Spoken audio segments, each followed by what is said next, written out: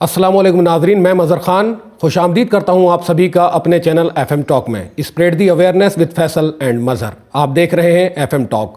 آج ہم بات کر رہے ہیں نرسنگھا نند کی، جس نے حضور کی شان میں گستاخی کی ہے۔ اسی سے متعلق آج ہم نے بات کی ہے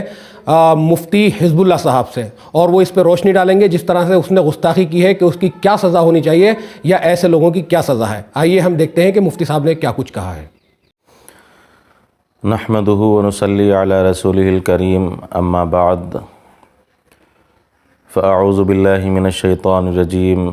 بسم الله الرحمن الرحيم انك لعلى خلق عظيم صدق الله العلي العظيم۔ معزز ناظرین اور سامعین، السلام علیکم ورحمۃ اللہ وبرکاتہ۔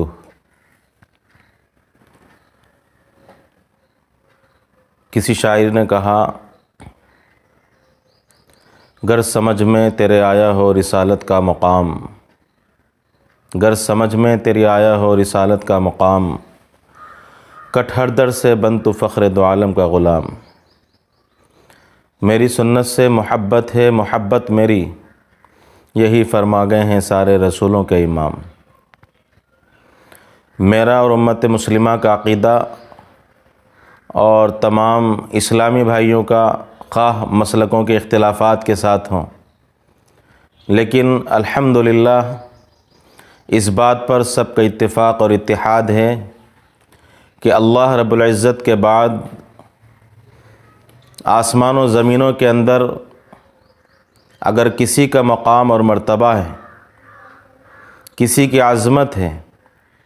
تو وہ اللہ کے بعد سب سے بڑی عظمت امام الانبیاء والرسل تاجدار بطحہ محمد عربی صلی اللہ علیہ وسلم کا مقام اور مرتبہ ہے۔ قرآن مقدس کے اندر اللہ رب العزت نے کسی بھی نبی اور رسول کے بارے میں قسم کھا کر ارشاد نہیں فرمایا۔ یہ صرف محمد مصطفیٰ کی شان ہے کہ اللہ تعالیٰ نے سورہ یاسین کے اندر قسم کھا کر یہ بات ارشاد فرمائی، یاسین والقرآن الحکیم، قسم ہے قرآن حکیم کی، انک لمن المرسلین، اے محمد صلی اللہ علیہ وسلم آپ اللہ کے رسول ہیں، علی صراط مستقیم، سیدھے راستے پر بھی ہیں۔ اللہ تعالیٰ گواہی بھی دیتا ہے اور قسم کھا کر آپ کی رسالت کی تصدیق فرماتا ہے۔ دوسری آیت کے اندر اللہ تعالیٰ نے آپ کے اوصاف اور اخلاق کو اس انداز میں بیان فرمایا، انک لعلی خلق عظیم، کہ آپ اخلاق کے بڑے بلند پیمانے پر ہیں۔ آپ جیسے اخلاق والا نہ کوئی گزرا اور نہ قیامت تک کوئی آئے گا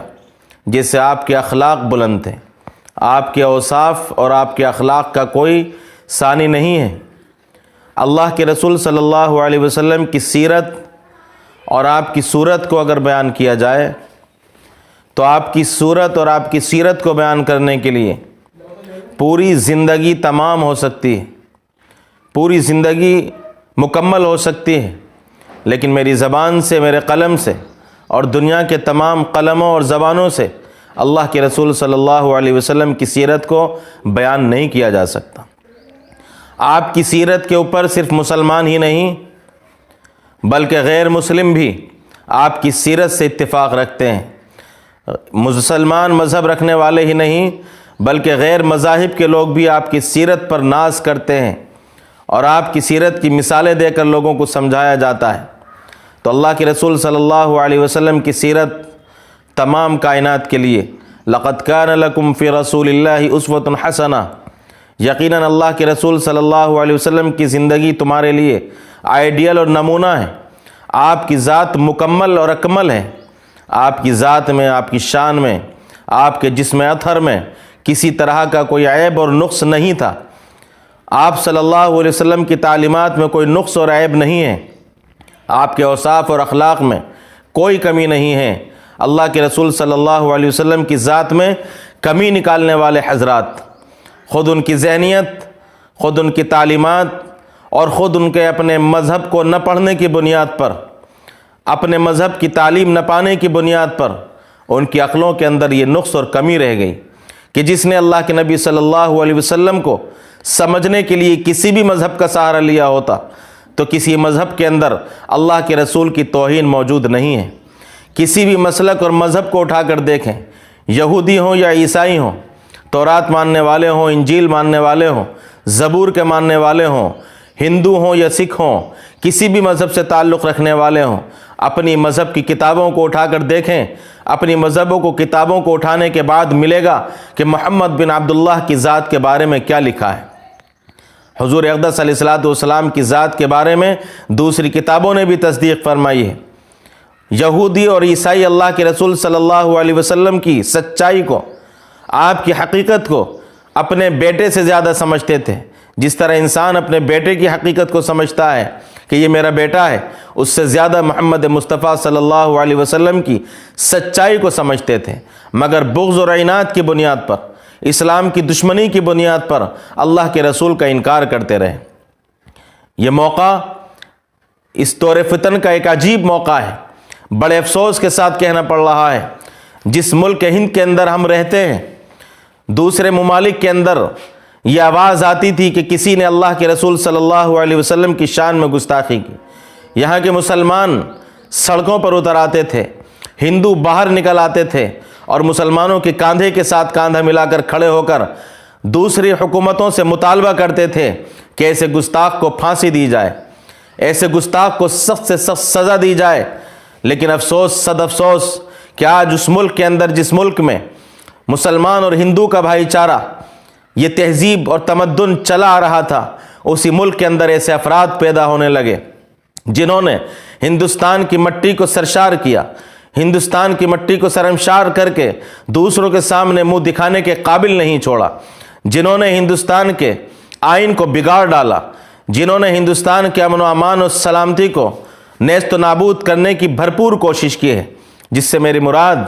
ڈاسنا کا رہنے والا، جسے اپنی زبان سے کہنا بھی اچھا نہیں سمجھتا، اتنا خبیث اور ملعون اور ذلیل شخص، جس نے آقا مدنی محمد مصطفیٰ صلی اللہ علیہ وسلم کی شان میں وہ الزامات لگائے جو الزامات خود اس کے اندر موجود ہے، یعنی بلاತ್ಕಾری بھی وہ خود ہے، ڈکیت بھی وہ خود ہے، ڈاکہ ڈالنے والا بھی وہ خود ہے، اور ہندو مسلم فسادات کرانے والا، قتل و غارت گری کو عام کرانے والا اور اس کی دعوت دینا نرسنگھانند کا کام بن چکا ہے، جس کا نام نرسنگھانند ہے۔ جس خبیث آدمی کا نام لینا میں اپنی زبان سے اچھا نہیں سمجھ رہا تھا، لیکن آپ کو بتانے کے لیے مجبوری، اتنے خبیث ترین شخص اس روئے زمین پر اگر کوئی ناپاک ہو سکتا ہے تو آقا مدنی محمد مصطفیٰ صلی اللہ علیہ وسلم کا گستاخ ناپاک ہو سکتا ہے۔ آج ہندوستان کے اندر آئین اور قانون ہمیں سکھاتا ہے اور بتاتا ہے کہ اگر ہندوستان کے اندر کسی مذہب کے اوپر آنچ اٹھائی جائے، انگلی اٹھائی جائے، تو یہاں کا قانون اجازت نہیں دیتا۔ ہندوؤں کے مذہب پر انگلی اٹھانا ہمارے مذہب میں جائز نہیں۔ ہندوستان کا قانون تو بعد میں ہے، میرے مذہب کے اندر اس بات کی اجازت نہیں کہ ہندو دیوی دیوتاؤں کو برا کہا جائے، ان کو گالی دی جائے۔ خود قرآن مقدس 1450 برس پہلے یہ اعلان کر چکا، وَلَا تَسُبُّوا الَّذِينَ يَدْعُونَ مِن دُونِ اللَّهِ فَيَسُبُّوا اللَّهَ عَدْوًا بِغَيْرِ علم۔ ان لوگوں کو جو اللہ کے علاوہ دوسروں کی عبادت کرتے ہیں، اللہ کے علاوہ دوسروں کے آگے اپنا سر جھکاتے ہیں، اللہ کے علاوہ دوسروں کی پرستش کرتے ہیں، عبادت کرتے ہیں، ان سے مانگتے ہیں، ان کی پوجا کرتے ہیں، آپ ان لوگوں کو گالی مت دو۔ فَيَسُبُّ اللَّهَ عَدْوًا بِغَيْرِ علم۔ جب تم انہیں برا بلا کہو گے، جب تم انہیں گالیاں دو گے، ان پر کیچڑ اٹھا لو گے، تو وہ بغیر کسی علم کے، از راہ جہالت کی وجہ سے وہ تمہارے اللہ کو، اللہ کے رسول کو گالیاں دیں گے، تمہارے مذہب کو برا بھلا کہیں گے، تمہارے مذہب کو گالیاں دیں گے، تو گویا سبب تم بنے ہو گالیاں دلوانے کی۔ اس لیے مسلمان کا مذہب اور اسلام اور قرآن تو اس بات کی اجازت ہی نہیں دیتا۔ اور آج بھی میں درخواست کرتا ہوں، اگر نرسنگھانند نے اللہ اور اس کے رسول کی شان میں گالیاں دی ہیں اور گستاخیاں کی ہیں، تو ہم ہندو مذہب کے بارے میں کچھ نہیں کہیں گے، ہم کسی دوسرے مذہب کے بارے میں گالی نہیں دیں گے، ہم کسی بت اور کسی مندر کو برا نہیں کہیں گے،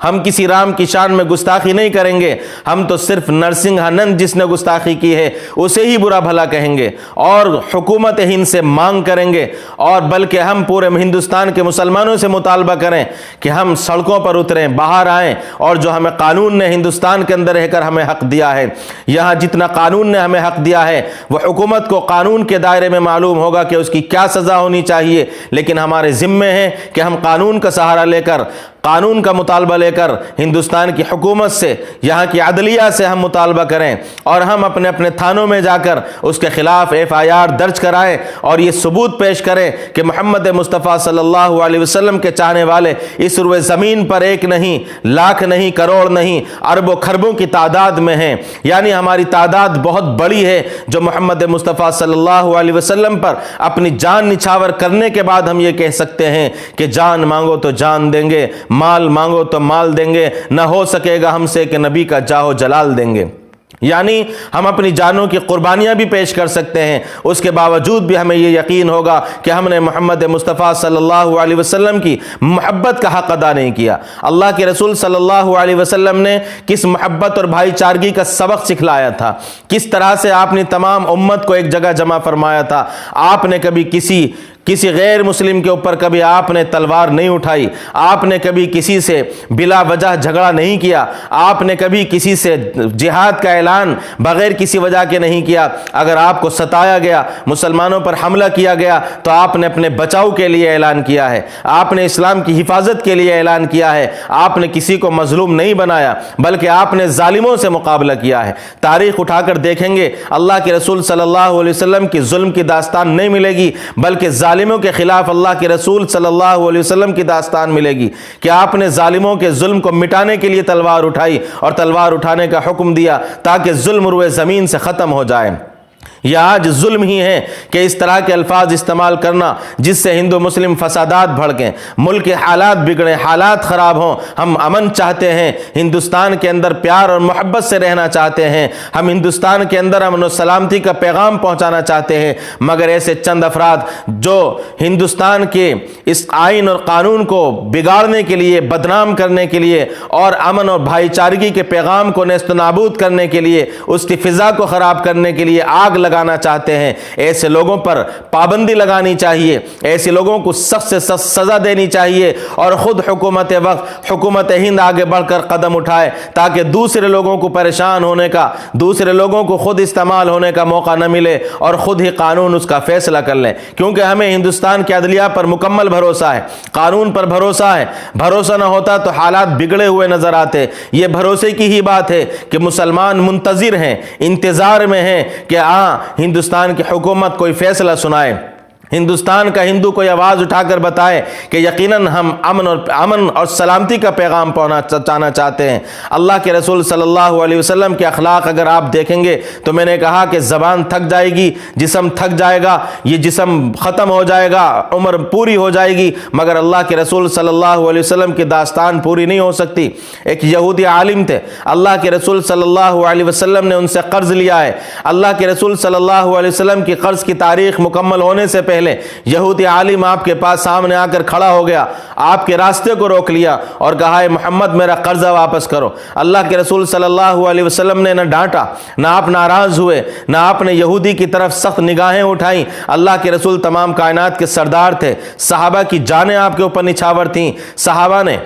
اپنی نظروں کو ترچھا کر کے غصے کی حالت میں یہودی عالم کو دیکھا، اللہ کے رسول نے اشارے سے منع فرما دیا اور آپ اسی جگہ بیٹھ گئے۔ فرمایا جب تک آپ کے قرضے کا انتظام نہیں ہوگا میں یہاں سے نہیں ہٹوں گا، تمہاری بات قبول ہے۔ یہودی عالم نے اللہ کے رسول صلی اللہ علیہ وسلم کو گھیر لیا، صحابہ بھی موجود ہیں، طاقت و قوت بھی ہے، یہودی کو مار سکتے تھے، راستے سے ہٹا سکتے تھے، مگر آپ نے طاقت کا استعمال نہیں کیا، آپ نے اخلاق کا استعمال کیا، محبت کا استعمال کیا۔ اس کے بعد صحابہ نے آپ کے قرضے کا انتظام فرمایا اور اس کا قرضہ واپس دیا۔ اللہ کے رسول صلی اللہ علیہ وسلم سے حضرت عمر نے پوچھا یا رسول اللہ ہم اس سے بدلہ لے سکتے ہیں، اس کی گردن اڑا سکتے ہیں؟ اللہ کے رسول صلی اللہ علیہ وسلم کے وہ مبارک الفاظ میں آپ کو بتانا چاہتا ہوں، میرے نبی نے کیا فرمایا۔ آپ فرماتے ہیں اے عمر اور میرے صحابہ،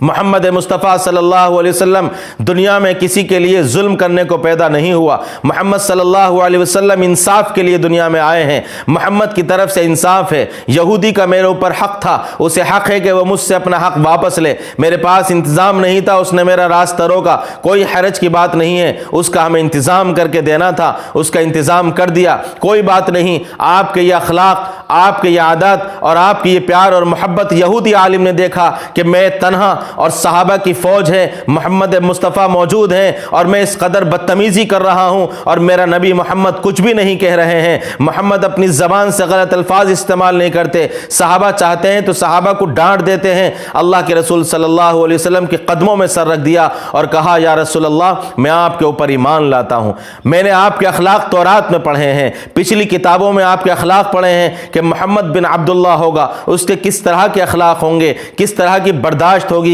کیسے غصے پر کنٹرول ہوگا، کس طرح سے دشمنوں کو اپنے تعلیم دے گا، دشمنوں کے ساتھ کیا سلوک ہوگا۔ آپ کے یہ اخلاق میں نے دوسری کتابوں میں پڑھے تھے، آپ کے اخلاق کی بنیاد پر میں آپ کا اسلام قبول کرتا ہوں۔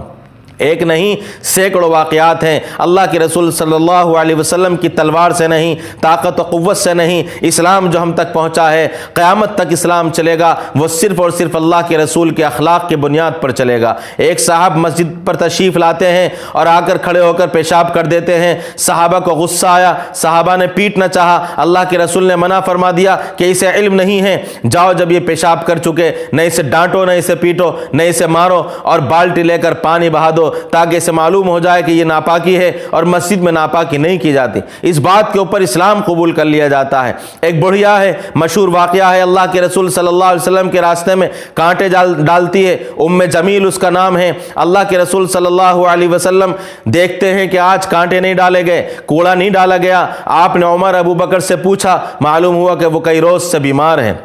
اس کے گھر تشریف لے جاتے ہیں، دروازے پر دستک دیتے ہیں، اس کی ماں اور بیٹی گھر میں موجود ہے، ڈر جاتے ہیں کہ آج بدلہ لیا جائے گا، لیکن جب دروازہ کھولا جاتا ہے تو آپ جا کر خیریت اور عافیت معلوم کرتے ہیں، اس بنیاد پر ایمان قبول کر لیا جاتا ہے۔ ایسے سینکڑوں واقعات ہیں۔ فتح مکہ کا موقع ہے، جب کوئی بادشاہ کسی ملک پر حملہ کرنے کے بعد، فتح پانے کے بعد داخل ہوتا ہے تو شان و شوکت کے ساتھ داخل ہوتا ہے، سینہ چوڑا کر داخل ہوتا ہے۔ محبوب کبریا محمد مصطفیٰ صلی اللہ علیہ وسلم مکہ مکرمہ جیسا شہر اور ملک، اتنا بڑا معزز شہر، اس کے اندر جب آپ فتح پاتے ہیں اور کفار و مشرکین آپ کے زیر ہو جاتے ہیں، اس کے بعد میں جب آپ داخل ہو رہے ہوتے ہیں تو آپ کا سینہ جھکا ہوا ہے، آپ کا چہرہ جھکا ہوا ہے، آپ عاجزی اور انکساری کے ساتھ داخل ہوتے ہیں۔ دشمنوں میں یہ اعلان ہو رہا ہے کہ آج محمد بدلہ لیں گے، محمد صحابہ کی طاقت اور فوج کے ساتھ ہیں، آج دشمنوں کو مارا جائے گا، آج تمام کے تمام بدلے پورے کر لیے جائیں گے۔